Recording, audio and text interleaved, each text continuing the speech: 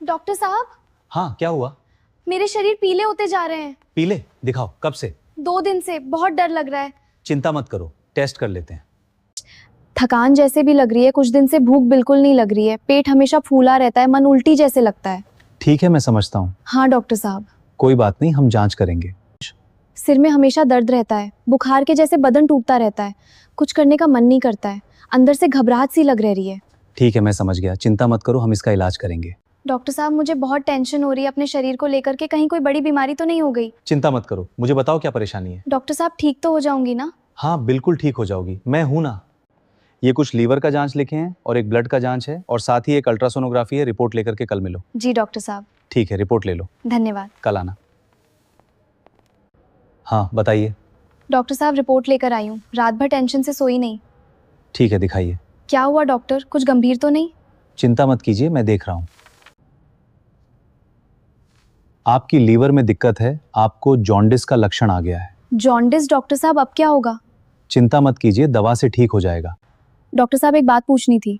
हाँ, पूछो, क्या बात थी? आखिर ये जॉन्डिस कैसे होता है? मैं तो बहुत परहेज से खाना खाती हूँ। जॉन्डिस वायरस के कारण होता है, परहेज से नहीं। आपका ब्लड टेस्ट कर लेंगे। अच्छा, तो दवा लेनी होगी? हाँ बिल्कुल। जॉन्डिस होने का बहुत तरह का कारण हो सकता है, जैसे hepatitis A, B, hepatitis C और हेपेटाइटिस सी। और क्या वजह हो सकती है डॉक्टर? दूसरा वजह, ज्यादा मात्रा में आप दारू का सेवन करते हैं तो। समझ गई डॉक्टर, थैंक यू। कुछ दवा की ओवरडोज से या साइड इफेक्ट से। दूसरा, लाल रक्तकण तेजी मात्रा में टूट रहा हो उस वजह से। और बिलिरुबिन की मात्रा आपके ब्लड में तेजी से बढ़ रही है उस कारण से। ओह, तो ये डेंजरस है। हाँ, हमें तुरंत ट्रीटमेंट शुरू करना होगा। और सबसे खतरनाक कारण है बाइल डक्ट का बंद हो जाना, किसी भी कारण से, जैसे गॉल ब्लैडर में पथरी होना। पैथरी? और क्या हो सकता है? पित्त नली में सिस्ट हो जाना या किसी तरह का अंदर सूजन होना। ये तो बहुत खतरनाक है। ज्यादा टेंशन की कोई बात नहीं है, इसका होम्योपैथी में बहुत ही सरल इलाज है। अच्छा डॉक्टर साहब। हाँ बिल्कुल, घबराओ मत। ठीक है। यह है होम्योपैथी की चमत्कारी दवा जो कि जॉन्डिस को जड़ से मिटाएगी। कौन सी दवा है डॉक्टर साहब? 3x लेपेंड्रा 3 की नेचुरल चीजें लिवर को डिटॉक्स करती हैं। अच्छा। बिल्कुल, ये पूरी तरह से जॉन्डिस को ठीक कर देगी। यह है जॉन्डिस की पहली दवा, एलोसोकोट्रिना 3x। जी डॉक्टर। यह पॉटी में म्यूकस और पेट में मरोड़न को ठीक करता है। कितने दिन लेनी है? 1 हफ्ते के लिए दिन में 3 बार।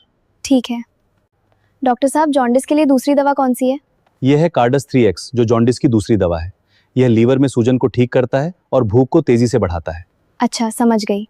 लेप्टांड्रा 3x होम्योपैथिक दवा, यह है जॉन्डिस की सबसे आखिरी दवा जो लाल रक्त कण को बढ़ाता है, बिलिरुबिन की मात्रा को कंट्रोल करता है और लीवर की समस्या दूर करता है।